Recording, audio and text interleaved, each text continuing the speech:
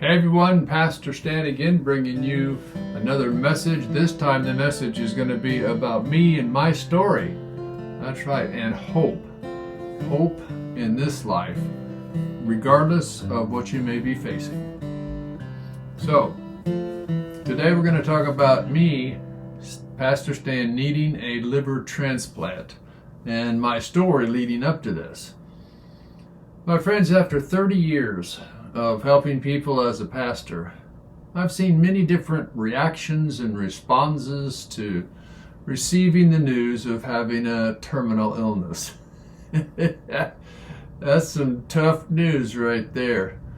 Most people were shocked, of course, and many were in denial that they were in fact sick, and this was me.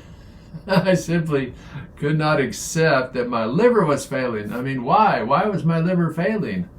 There's no reason that I could see that my liver would be failing, so how could that be possible? Well, the first clue for me that I was in fact sick was after doing about 30 miles one day on a hike. Later that week I got sick. I swelled up about 45 pounds. Oh, I was pretty swollen up. It was scary. So that was the first thing. I went to the hospital. They put a tube in, they drained it off, and they really did test me a lot there. I gotta say, for a local hospital, they did a great job.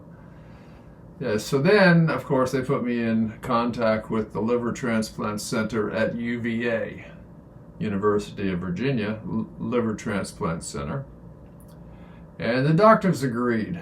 They looked at me and they did a lot of tests, and they agreed that I did in fact have final stage liver disease. Still, though, I wasn't convinced, because why? Why would this happen? Have you ever asked God that? Why is this happening to me? Well, maybe he just has us go through things to change us, to make us less prideful and more humble and more like him. But anyway, this is for me. I got drained and got in contact with them.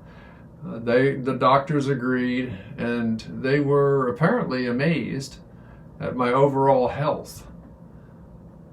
They decided I was too healthy to need a liver transplant.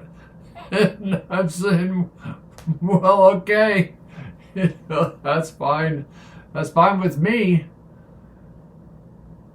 There was a concerted effort, though, to get me to admit to being a long-time drinker of alcohol, which of course I was not. The leading cause of liver transplant in America is alcohol abuse. That's right, a lot of people drink all their lives, and then they get cirrhosis. Well, I had I have some cirrhosis at the end of my liver, but that wasn't the cause. That's just what happened. That was the result of something. It wasn't alcohol abuse, and I got a little tight with some of the nurses trying to get me to admit that I was a big-time drinker.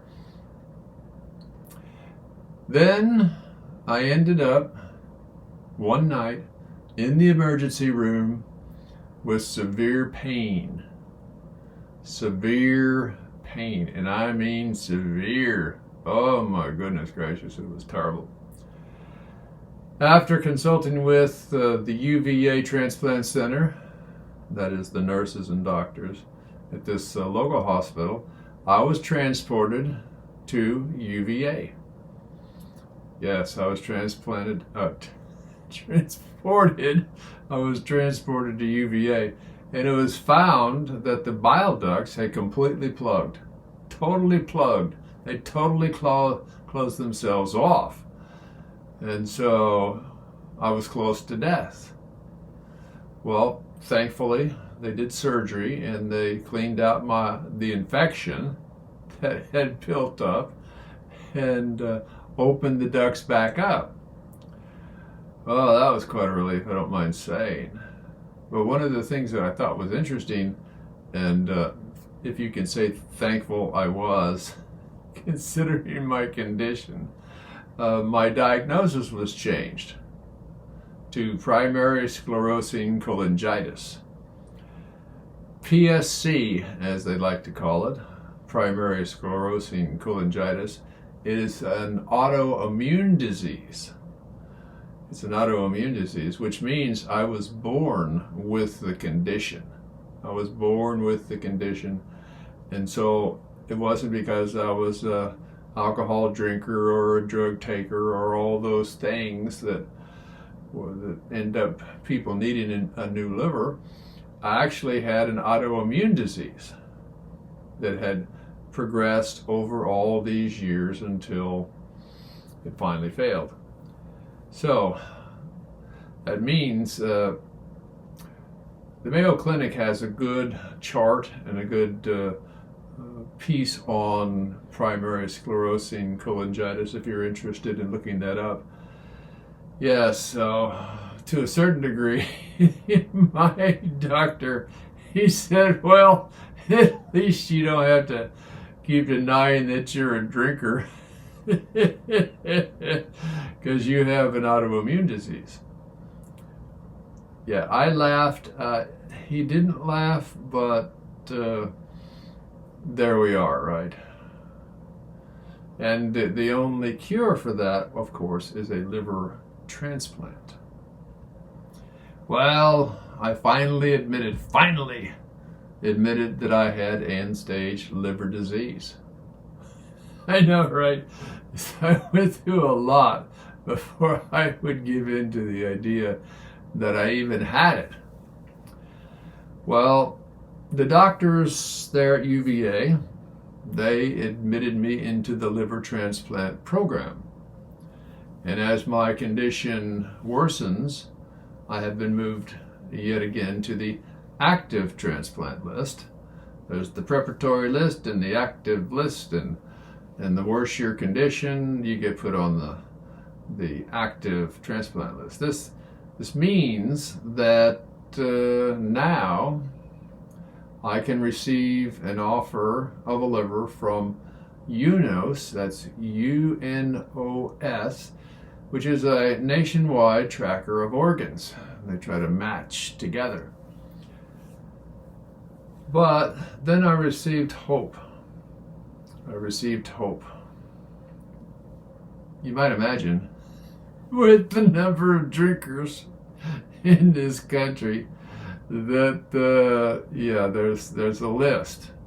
There's a list, and of course, transplants hospitals, they want to make sure that you're going to take care of the liver they are giving you, and putting all that effort into transplanting. So they're looking for people who are not drinking, who are taking care of themselves, who are exercisers, who are those folks that maintain a good weight, who live basically a healthy lifestyle and eat the right type of diet.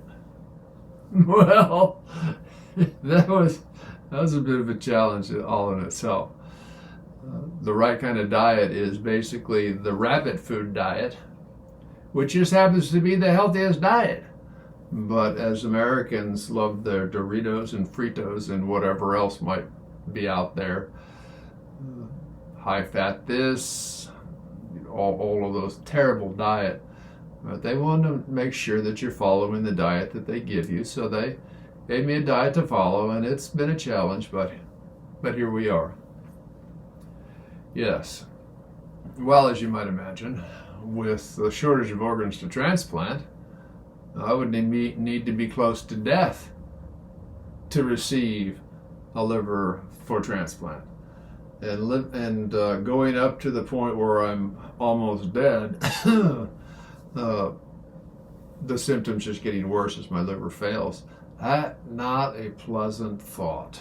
Not a pleasant thought, being quite that's sick. Of course, they give me medications, and I take the medications, and they're basically keeping me alive until I can have a transplant.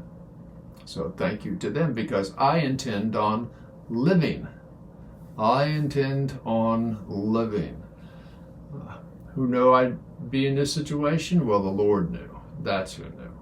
And of course, the Lord can just heal people. He has, and He does. He could just have healed me, but instead, He's having me go through this. And I'm glad to do it. I've met so many good people at the hospital, so many good people in the transplant program, and also those in the support group for organ transplants. Really, it's been an amazing journey, even though I've become more limited and more limited on what I can do. Sometimes the brain doesn't work as well as I'd like it to, but here I am, knowing I'm in God's hands. And we've talked about this before, that to live, Paul says, is gain. To die is gain, rather. To die is gain, and to live is for Christ. So if I die, great. All this suffering will be over. But if I live, which it apparently it is His will for me to live, just to have me go through this, though, opens up a new way that I can help people, which I'm glad to do. I'm glad to do it. Amazingly, though, I found great hope in the possibility of the program called Live Donor. Live Donor. The Live Donor program is such that a live donor gives a lobe.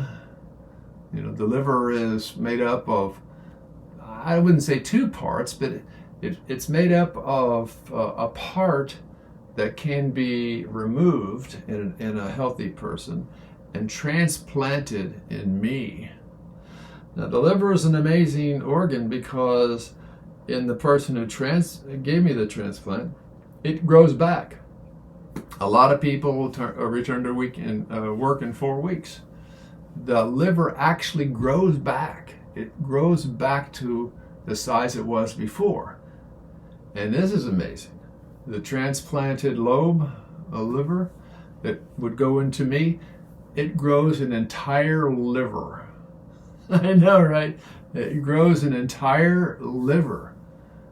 So I would end up having an entire healthy liver.